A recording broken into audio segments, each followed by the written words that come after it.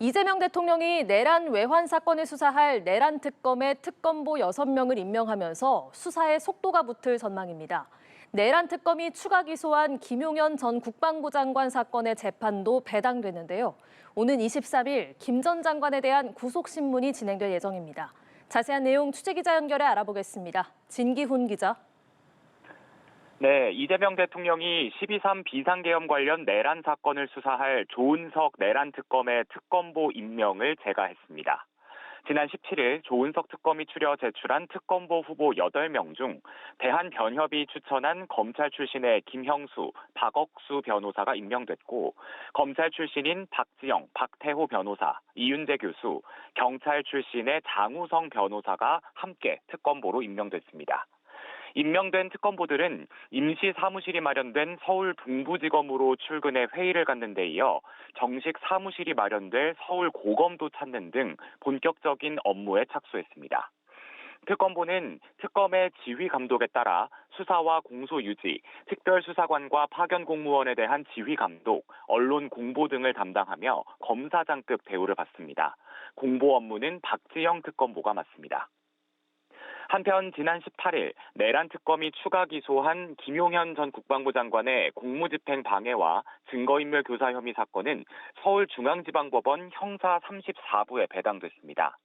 현재 형사 25부에서 김 전 장관의 내란 중요임무 종사 혐의 사건과 윤석열 전 대통령, 조지호 경찰청장 등 내란 혐의 피고인 사건을 사실상 전담하고 있는데 이 재판부와 다른 재판부에 배당된 겁니다. 조특검은 오는 26일 김 전 장관의 구속기한 만료를 앞두고 사건 병합과 김 전 장관 보석 취소, 추가 구속영장 발부를 촉구하는 서면을 법원에 접수했는데요.